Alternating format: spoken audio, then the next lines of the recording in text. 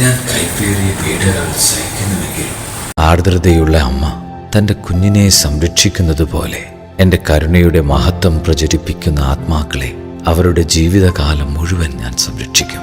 അവരുടെ മരണസമയത്ത് ഞാൻ അവർക്ക് വിധിയാളനായിരിക്കുകയില്ല, മറിച്ച് കരുണയുള്ള രക്ഷകനായിരിക്കും. ആ അവസാന മണിക്കൂറിൽ ഒരു ആത്മാവിനെ സ്വന്തമായി പ്രതിരോധിക്കാൻ എൻ്റെ കരുണയല്ലാതെ മറ്റൊന്നും ഉണ്ടാവുകയില്ല. ജീവിതകാലം മുഴുവൻ കരുണയുടെ ഉറവയിൽ മുങ്ങിക്കിടക്കുന്ന ആത്മാവ് എത്ര സന്തോഷവതിയാണ്.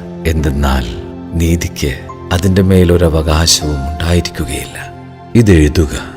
ഒരു കുഞ്ഞ് തൻ്റെ അമ്മയുടെ ഉദരത്തിൽ രൂപപ്പെട്ടിരിക്കുന്നതിനേക്കാൾ ആഴമായി അസ്തിത്വമുള്ളതെല്ലാം എൻ്റെ കരുണയുടെ ഉള്ളറയിൽ നിക്ഷേപിക്കപ്പെട്ടിരിക്കുന്നു.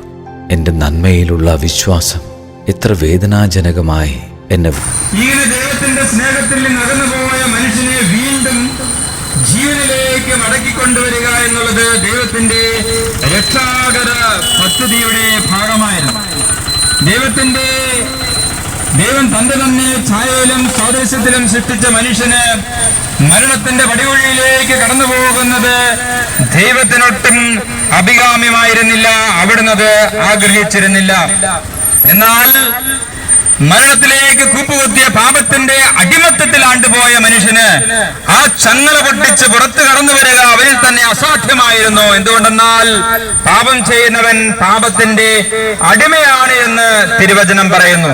ഇങ്ങനെ അടിമയായ ഒരുവൻ ഒരിക്കലും ദൈവത്തെ ഹൃദയപൂർവ്വം സ്നേഹിക്കുവാനോ പാപമോ പാപത്തിന്റെ കണിക പോലുമോ ഇല്ലാത്ത അശുദ്ധിയുടെ ലാഞ്ചനയോ ഇല്ലാത്ത ദൈവത്തിന്റെ സന്നിധിയിൽ അവന് വ്യാപരിക്കുക അസാധ്യമായി തീർന്നു. സ്നേഹമുള്ളവരെ, ഇങ്ങനെ പാപത്തിൽ അവന്റെ തന്നെ ചെയ്തികളാൽ ദൈവത്തിന്റെ സ്നേഹം നഷ്ടമാക്കിയ മനുഷ്യനെ ദൈവം വീണ്ടും മടക്കിക്കൊണ്ടുവരുന്നതിന് വേണ്ടി അവിടുന്ന് രൂപം നൽകിയ രക്ഷാകര പദ്ധതിയുടെ ഭാഗമായി ദൈവം തന്റെ ഏകജാതനെ പാപവും കളങ്കവുമില്ലാത്ത കറയില്ലാത്ത കുഞ്ഞാടായി ലോകത്തിന്റെ പാപങ്ങൾ നീക്കുന്നതിന് വേണ്ടി ദൈവത്താൽ അയക്കപ്പെട്ട കുഞ്ഞാടായി അവിടുത്തെ ഏകജാതനായ ദൈവം തന്നെയായ മിശിഹ തമ്പുരാൻ ഈ ഭൂമിയിലേക്ക് മനുഷ്യനായി അവതരിച്ചു.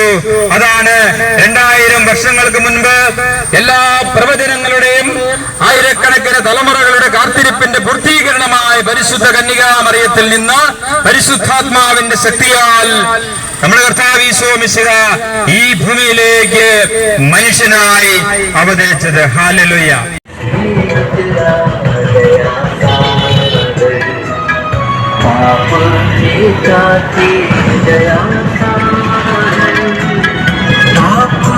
को हर के दया सागर पापी पुतारे दया सागर